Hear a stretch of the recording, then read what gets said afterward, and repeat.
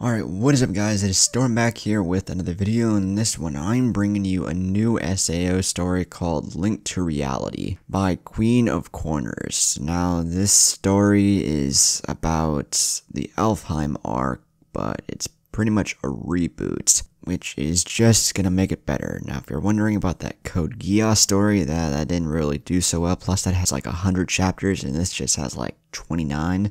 So yeah, that's kind of why you're not really seeing that. Now, if you want to check this story out for yourself, the link to it will be down in the description below. But before the video begins, if you like the content you're seeing, be sure to subscribe, like, and comment. I mean, they're all free, so why not? If you want some dope channel merch, the link to that will be down in the description below.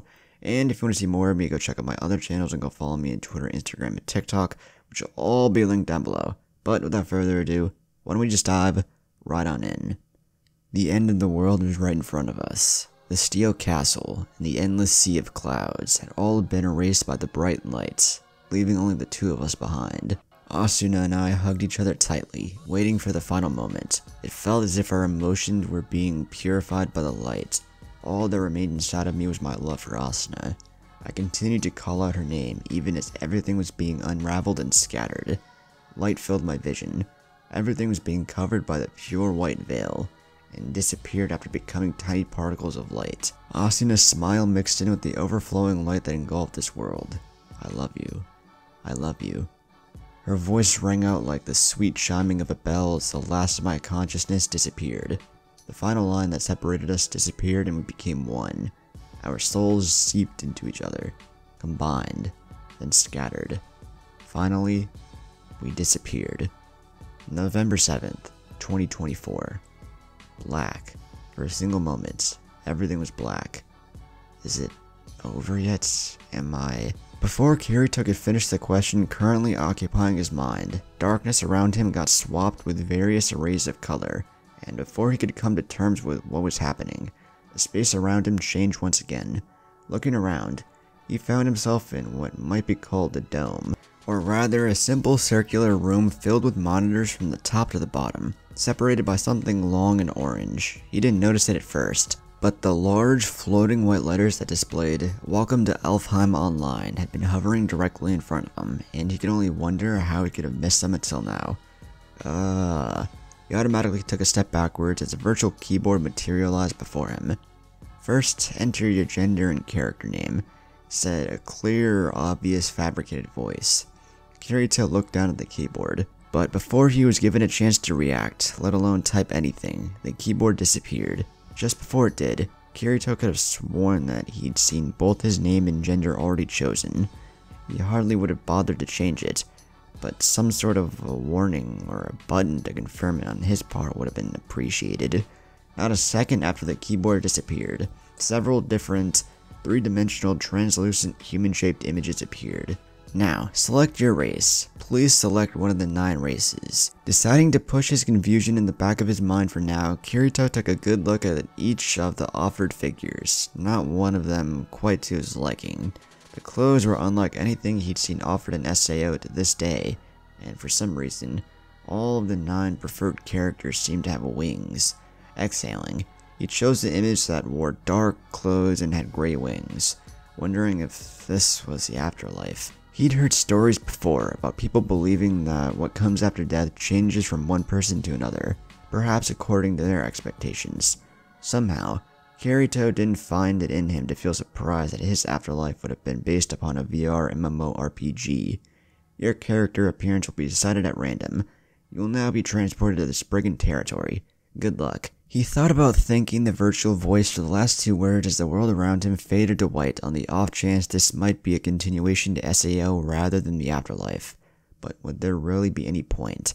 Together with Asuna, he'd watch Aincrad fall apart until they both disappeared along with it. Or so he thought.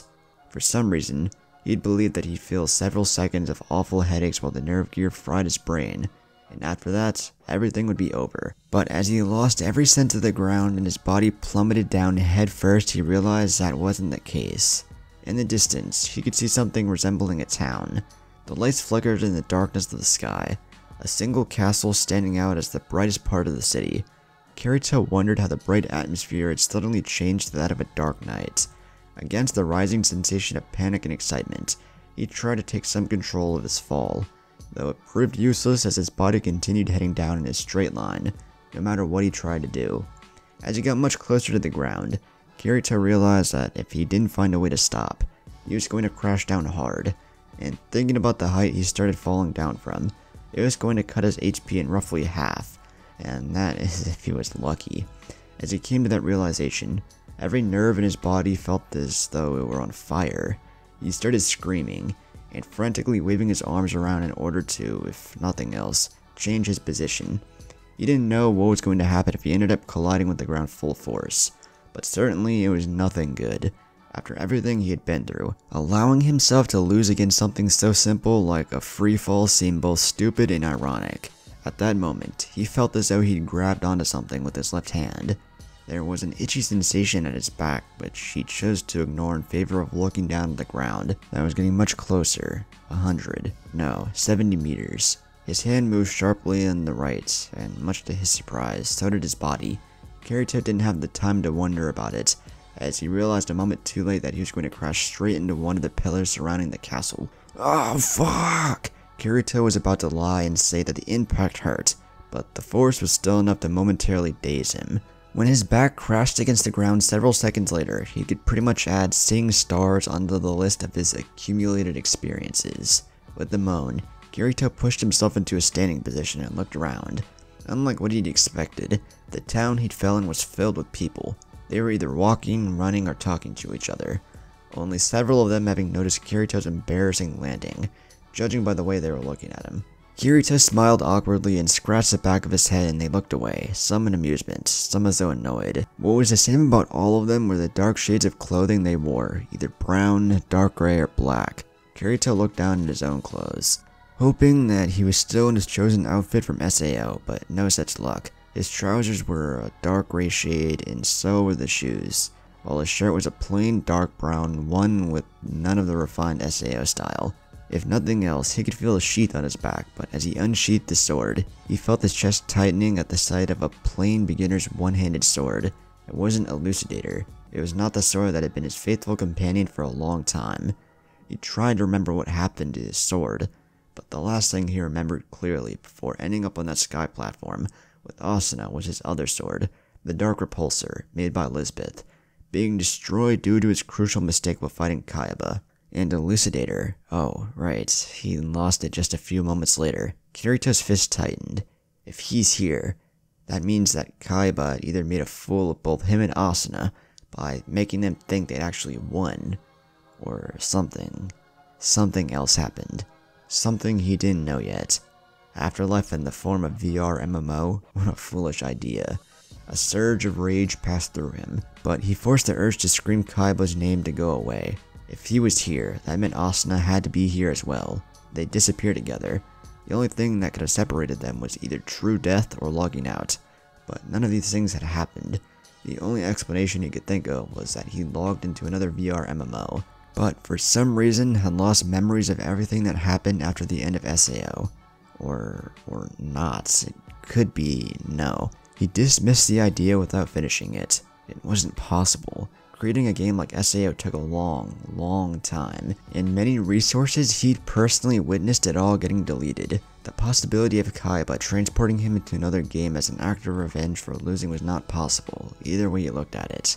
Even if he'd somehow managed to do it, there was a great inconsistency about the very idea, one that Kirito was certain not many would accept. He'd understood that much while fighting him. Kaiba wouldn't go against his own rules. He wouldn't go out of his way to exact revenge on somebody. Not to mention, remembering that melancholic look on his face while he watched Aincrad fall apart, Kaiba showed no shred of emotion. He was honest, however. When he'd congratulated Kirito and Asuna, he'd been honest about it, or at least Kirito wanted to think that way. However, that still didn't answer any of his questions. Where was he? Where's Asuna? He couldn't be sure unless he approached them, but the humans around him seemed to be players rather than NPCs. As many of them as there were, he didn't want to believe all of them were NPCs. So what should I do? I can't just go ask somebody if that's it. And really shouting himself for how foolish and silly he was being, Kirito brought his middle and index fingers of his right hand together and pulled down. He mentally berated himself for not thinking of it right away. No matter what, the status window should be able to give him all the information he needed. The date, the time, the name of the game if he was lucky, everything. Unfortunately, nothing happened. He repeated the motion twice, even 3 times, but nothing happened. He started breaking out in a cold sweat, repeating the motion several more times in a rush before the panic really set in, and he tried with both hands. The sound and light effect that came a moment later from where he used his left hand, and his shoulders sagged in relief and his breathing got steadier. It's there, he murmured before scrolling through it. His relief was short-lived. And contrary to his expectations, he found the logout button at the bottom of it, and that unnerved him for several other reasons. For one, would the nerve gear fry his brain if he tried to log out? He had no way of knowing. Not after every single one of his expectations was blown to pieces in the past 5 minutes. He might go on hoping for the best, but did he have it in himself to risk it? He shut his eyes tightly as he lightly touched the button and heard a sound effect of another window opening. He opened his eyes slowly, hesitantly, gulping down the question, "Do you wish to log out?"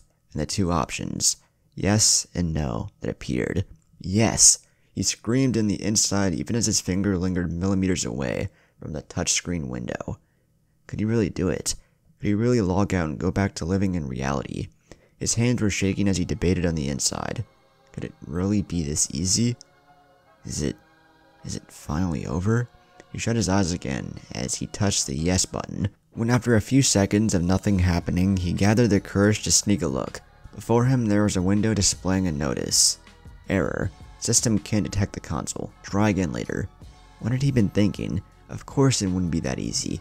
Kirito could only sigh as he closed the window and started browsing the rest of the menu. He paused when he reached the items, looking through a long list of question marks and other non-essential signs that accounted for nothing.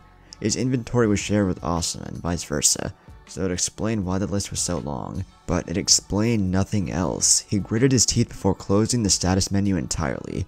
It was clearly going to be of no help. What should I do? Asuna. Kirito shook his head before opening the status menu again.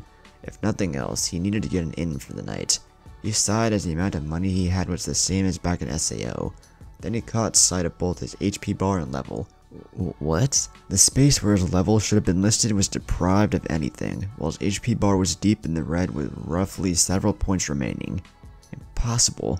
This much just from a fall? He'd once lost roughly half of his HP when he'd fallen into a dragon's nest with Liz, but the height had been 10 times to the height of the tower. Kirito shuddered. His HP, the last he remembered, was outrageously high even by his own standards. He'd been going for it, yeah, trying to raise it as high as possible to reduce his chances of losing to the death game. But here it seemed to be at a beginner's level, along with another bar he hadn't noticed before. Mana points? Scrolling through the remaining of his status window, he found that every remaining skill slot was still the same as it had been in SAO, all except for one. Where his dual wielding skill should have been was a line of question marks replacing both the name and the status itself. Muscles on Kirito's face tightened, and he suddenly felt as though there was a part of him missing. He noticed it before, when he realized Asuna wasn't with him in this strange place. But now, it seemed to increase. He was all alone. The promise he'd made to Asuna weighed heavily on his mind. "I'll protect you," that's what he said. And he failed, in more ways than one. Granted, she was fine in the end, alive, the last he'd seen her, but he didn't want to let something like that happen again. Never again. Now though, here he was, alone in a strange world with no Asuna in sight. Forever together, that's what she said. In his heart, he'd promised he'd make it that way. Yet not 10 minutes later, she was gone. "I'll find you," that's what he decided, because no matter what the reason behind his inability to log out was, he refused to let that stop him from reaching Asuna. System failed to stop her from saving him. He'll be damned if he lets a system stop him from finding her. That settled, he still needed a plan and any information he could possibly gather about what sort of virtual world this was. Attracting attention was hardly going to be of help, and playing solo now, when he knew absolutely nothing, was going to be difficult. Posing as a newbie might get him in trouble, but he was confident he could take care of himself. An outline of a plan steadily forming in his mind. Kirito headed in a random direction, deciding to take a room in the first inn he found. He needed the time to think, and standing in the middle of the city wasn't going to be of much help. 愛してる